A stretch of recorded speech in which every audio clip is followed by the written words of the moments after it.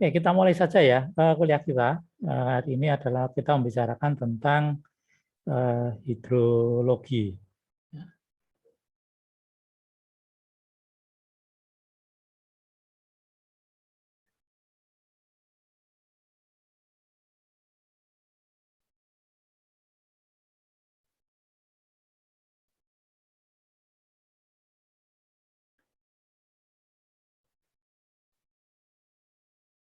Nah, kalau kira-kira nih menurut Anda semua, sebenarnya apa sih hidrologi itu?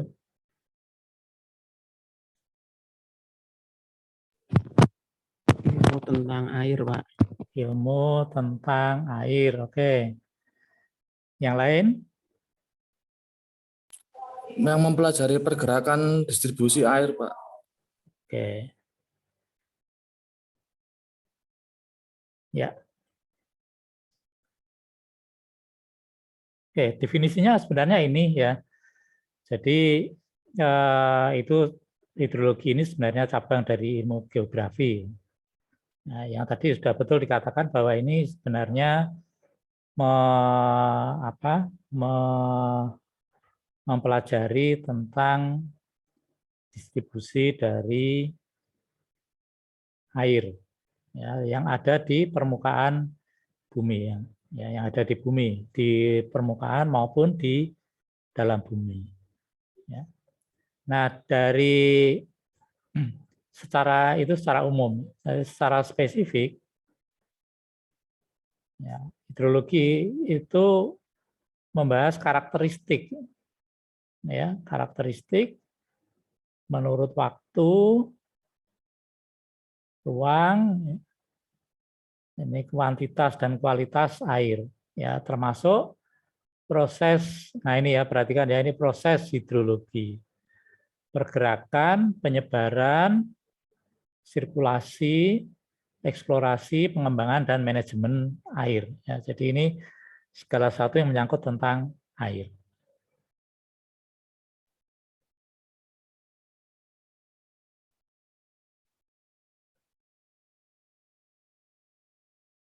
Nah, air yang kita nikmati sekarang ini itu merupakan apa ya, hasil dari siklus ini. Ya, jadi kalau kita asumsikan di sini itu mulai dari proses pertama, maka air laut ini, ya di sini air laut ini akan menguap, ya menguap karena matahari kan ya. Ini karena disinari matahari, maka ini akan menguap. Ya, uap ini kemudian terkondensasi, ya, menjadi awan, ya. Jadi ini awan, ya H2O ini air. Nah, tetapi selain uap ini, ya selain uap air ini, itu juga kita membuang NOx dan SOx ya. Ini nitrogen oksida dan ini sulfur oksida, dan dua-duanya ini beracun buat manusia. Ya dari asap pabrik, dari kendaraan. Ya. Nah ini akan bergerak ke atas, ya kemudian mendingin dan turun sebagai hujan, ya sebagai hujan. Ya, selain itu juga nanti di puncak-puncak gunung yang tinggi ini turun menjadi salju. Nah, air hujan ini kan ada yang di tanah, ya, yang kemudian mengalir di sungai, danau, dan seterusnya. Ya. Salju juga sama, ini ya, sebagian mencair nanti akan menjadi sungai. Ya, ada yang ke danau dan seterusnya, dan akhirnya nanti kembali ke laut. Ya. Nah, ada juga yang air itu langsung ke bawah tanah. Ya, ada yang ditampung sini, ada juga yang mengalir dari sini ke laut juga. Ya. Nah, proses ini berulang-ulang terus-menerus. Ya. Nah, Anda perhatikan yang ini ya, permukaan bumi kita itu kan sekitar 70% ya, bumi itu 70% itu air. Tetapi yang bisa kita nikmati, yang bisa kita minum, bisa kita pakai masak, bisa kita pakai mencuci, itu cuman 2%. Ya, ini air tawar. Ini yang kita pakai. Nah, jumlahnya ini makin berkurang. Ya, ini makin berkurang. Efeknya macam-macam, ada kotor, polusi, ya, kemudian infiltrasi air laut ya, menjadi asin. Ya, jadi di bawah ini ada sungai di bawah tanah seperti ini, itu sering kita ambil airnya, ya kita ambil di sini, yang kita sebut dengan tadi artetis ya, artetis atau sumur dalam, ya di pemukiman, di pabrik. Nah ini kita ambil. Nah ini ketika kita ambil, maka air tawar yang mendorong ke sana itu kan habis, sehingga air laut kemudian masuk ke sini. Ya, sehingga kita kalau di kota-kota besar yang letaknya di tepi pantai, itu sumur-sumur asin, ya, airnya asin. Karena itu tadi ketika kita ngebor di sini, air laut sudah sampai ke sini. Ya, ya ada pertanyaan sampai sini?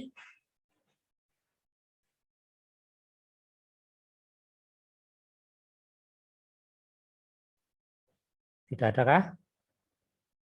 Oke, saya teruskan ya. Nah, lalu apa sih tujuannya studi hidrologi pada small hydropower? Nah, studi hidrologi yang digunakan untuk hydropower itu ada dua. Yang pertama adalah aliran air pada intake. Ini nanti yang akan kita gunakan untuk menyusun rencana small hydropower. Tidak hanya small, tapi juga semua ya, termasuk mini atau mikro atau pico. Tetapi pada small hydropower itu mulai dari discharge rencana, kemudian ada desain intake-nya, jalur run off-nya, kemudian powerhouse-nya. Ya. Jadi data tujuannya itu adalah untuk ini, untuk mengetahui jumlah aliran air pada nanti yang masuk ke intake, kemudian banjir, ya, atau aliran puncak itu.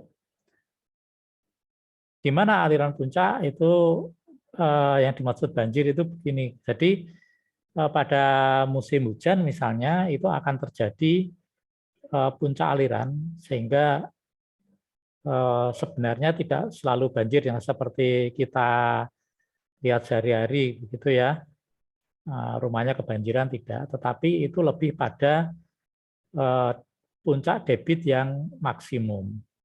Ya. Nah, kalau turbinnya Pelton itu maka turbinnya harus ditempatkan di atas ketinggian kondisi banjir. Nah, misalnya begini, ini di sini ya, di mana? Oke, saya gambar di sini.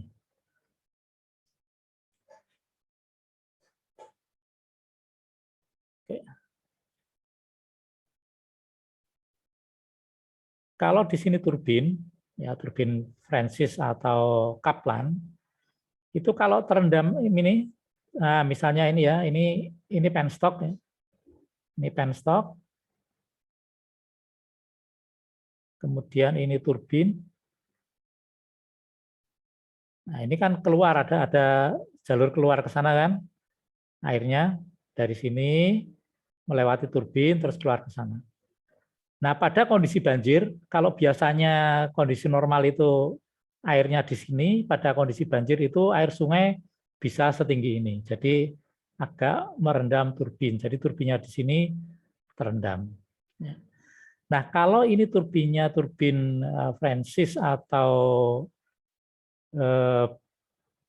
Kaplan itu enggak bermasalah. Tetapi kalau turbinnya Pelton, ya, Pelton itu dia harus ada di atas, ya. Jadi, nah dia harus ada di atas ini. Nah, ini, ya. Karena kalau tidak, maka sudunya, ya turbin Pelton itu kan begini bentuknya.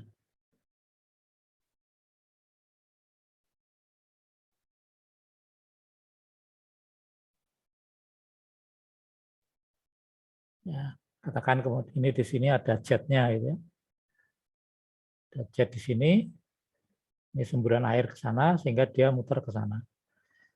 Nah, kalau dia terendam, nah terendam begini misalnya, maka sudu-sudu yang ini itu akan mengalami hambatan di sini.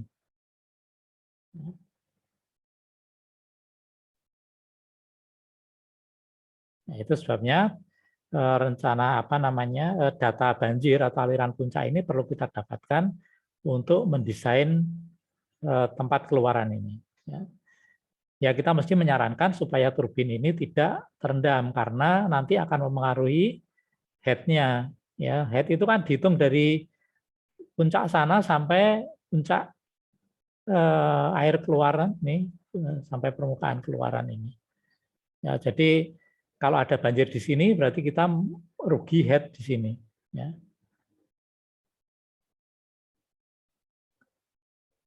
Oke, ada pertanyaan? Tidak ada? Oke. Nah, data hidrolik yang kita butuhkan tadi, yang pertama tadi terutama adalah rata-rata aliran. Tapi secara detail itu adalah rata-rata harian ya, untuk intake. Itu sebabnya data pengembangan hidropower ini yang kecil itu apalagi yang besar itu membutuhkan data hidrologi yang akurat. Ya. Datanya harus lengkap. Jadi kalau kita melihat bendungan air Kedongombo atau Jatiluhur atau Saguling gitu ya, itu data hidrologinya itu diperoleh setidak-tidaknya 20 sampai 30 tahun. Ya, data ini ya, data hidrologi itu bisa 20 sampai 30 tahun. Gitu. Nah, kemudian bagaimana jika aliran ke hidropower tidak diketahui? Gitu. Persoalannya begini, small hydropower itu kan selalu ditempatkan di hulu, ya, di tempat yang jauh dari mana-mana, ya, dan sungainya juga tidak besar sekali, sehingga seringkali datanya itu sengaja memang tidak diambil data, harus mencari tempat lain yang mirip.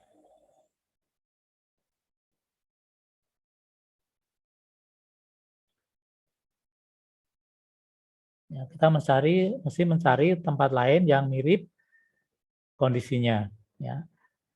Baik daerah aliran sungainya, topografi, ya, kemiringannya, yang wilayah yang dihuni itu seberapa, kemudian daerah tutupan ini misalnya perkebunan, hutan, dan sebagainya. Ya. Jadi kita cari daerah yang mirip, yang ada datanya, ya, itu bisa kita gunakan.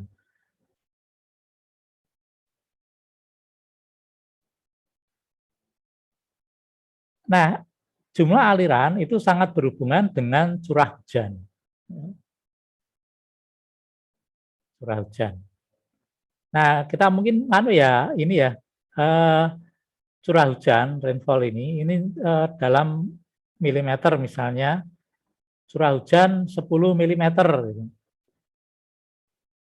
Dalam 1 hari atau 1 bulan itu 10 milimeter. Ini ada tahu maksudnya enggak? Kan sering diumumkan kan oleh BMKG itu. Curah hujan di kota ini pada tanggal sekian itu 10 milimeter. Ini maksudnya apa ini?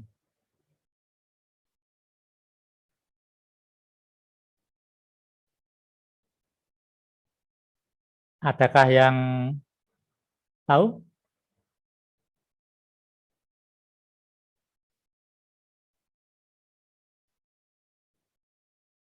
Ya, ini itu diukur sebenarnya menggunakan ini loh, gelas. Ya, Anda bisa lah mengukur ini ya. Pakai gelas boleh, pakai panci boleh gitu ya. Terus ini ditaruh di tengah hujan. Taruh di tengah hujan. Ini hujan terus gitu, hujan terus sampai rintik-rintik itu, maka ini akan menampung air. Ya. Kalau tingginya ini 10 mm, maka kita menyebutkan bahwa curah hujan di suatu tempat, misalnya di rumah Anda, di depan rumah Anda itu dalam waktu 1 jam atau 1 hari misalnya, kita ngukur 1 hari 24 jam, itu kita dapat 10 mm. Ya, artinya sebenarnya ini cara mengukurnya sederhana.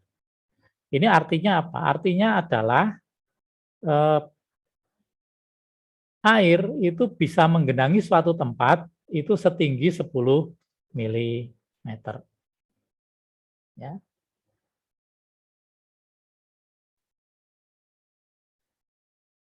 Nah, suatu daerah aliran sungai itu kan lokasinya kan tidak lurus begini. Daerah aliran sungai itu artinya daerah yang menangkap air, kemudian airnya dikirim ke sungai. Ya, jadi bisa saja di sini ada sungai-sungai kecil gitu ya. Nah, ini daerah tangkapan hujan. Sini ke sini, nah ini total luasnya berapa di sini ya, seperti ini. Nah bentuknya karena permukaan bumi itu tidak rata ya bentuknya bisa seperti ini, ya bentuknya bisa begini ya bentuknya. Nah kemudian biasanya Kementerian Perhubungan ya atau BMKG itu menempatkan stasiun-stasiun pengukuran. Ya.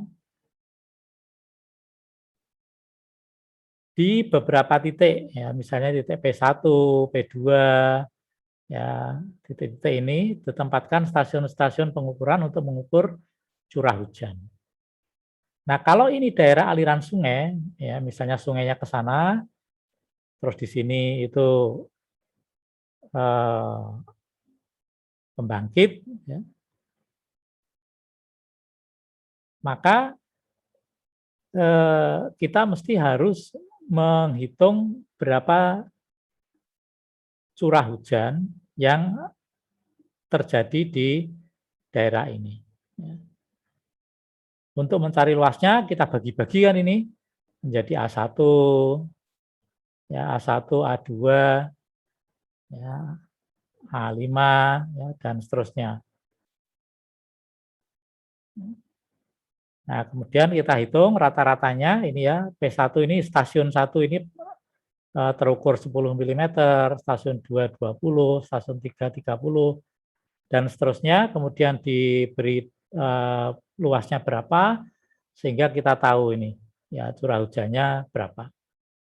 Ya, sehingga rata-ratanya adalah 31,1 mm. Nah, nanti juga sama, itu selain curah hujan, biasanya juga di sungai-sungai kecil gini, itu juga diberi stasiun-stasiun untuk mengukur kecepatan aliran. Ya, nanti dari kecepatan aliran itu akan diketahui debitnya berapa.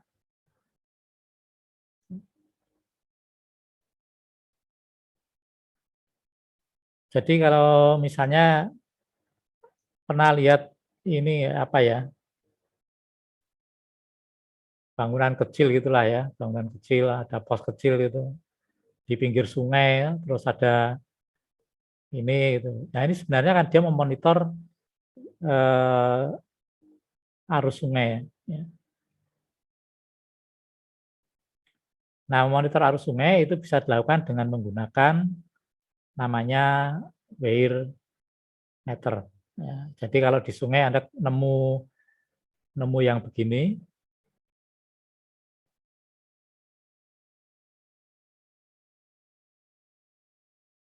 nah gitu. Ya, kemudian ini airnya mengalir ke sini, dari sini ya, ke sini, seperti bendungan itu ya. Nah itu sebetulnya bukan bendungan, ini weir meter. Dia mengukur debit dan laju aliran sungai. Gitu ya. Ini bukan bendungan.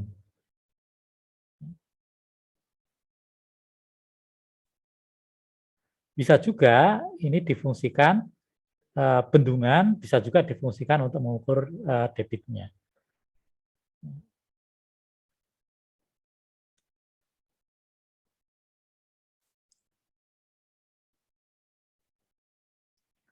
Oke, mungkin ada pertanyaan sebelum saya terus?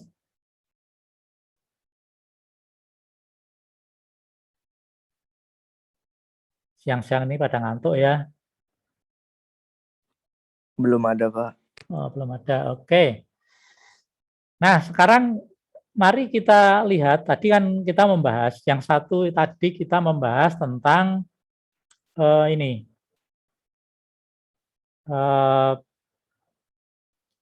mengukur curah hujan, mengukur arus ya. Itu hasilnya ini. Hasilnya ini ya. Ini hasilnya. Ya. Ini diukur setiap hari. Ya, ini ada 4.000 hari. Kalau di sini ya berarti ada 6.000 hari. Kira-kira 20 tahun gitu ya.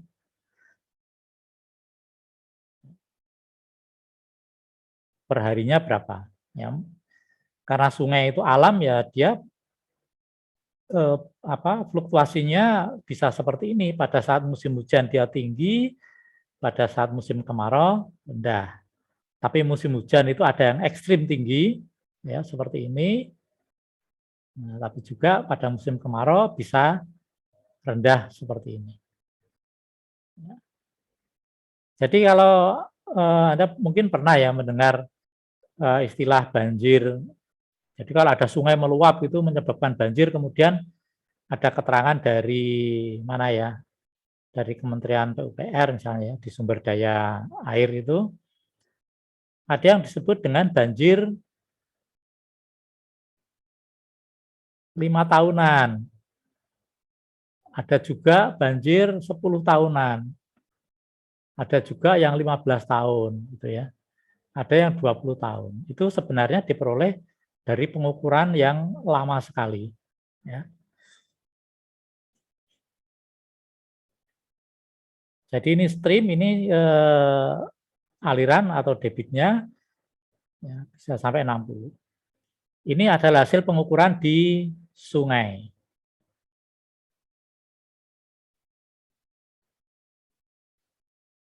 Nah, tetapi untuk hidropower itu kan tidak semua air sungai ini dipakai, ya, kan tidak semua dipakai, semua dipakai. Sehingga berapa besar yang dipakai itu lebih kecil daripada yang diperoleh di sungai, ya, jadi lebih kecil. Ini dihitung berdasarkan intake-nya. Ini sebabnya ya kalau kita lihat di sini kan sudah hampir 60. Ini baru 40 lebih sedikit. Yang ini sudah di atas 40, ya. Ini di bawah 40. Nah, ini namanya rencana ya. Nah, kita harus menghitung ini.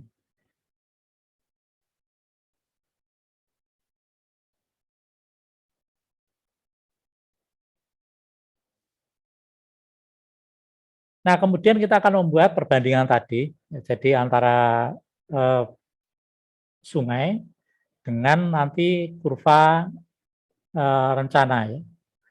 Kurva rencana seperti ini. Jadi kalau ini kan hasil sungai ya, ini sungai. Ya, ini sungai. Kalau kita melihat analisisnya, sorry ini ya. Kalau kita melihat analisisnya, maka Q maksimumnya itu di sini. Ya, Q maksimum di sini. Ini hari-hari dalam 1 tahun. Sehingga ada puncak, ya puncak aliran, ada juga yang paling rendah. Ini pada musim kemarau misalnya. Nah, daya maksimum itu tidak bisa di sini, ya. Ya, katakan di sinilah ya. Ini aliran maksimum. Tetapi kita menentukan supaya bisa beroperasi dengan normal, maka range dayanya itu antara ini dengan ini. Ya, jadi ketika pada hari keberapa ini, hari ke-150, ya sudah ya ini daya minimumnya akan dihitung di sini. Ya, di sini akan dihitung untuk P maksimum, yang di sini untuk P minimum. Sedangkan yang sini itu sudah nggak bisa dipakai lagi kalau sudah terlalu rendah. Ingat ya, small hydropower itu tidak memerlukan bendungan, tidak selalu memerlukan bendungan. Jadi hanya membutuhkan pengalihan aliran sungai saja.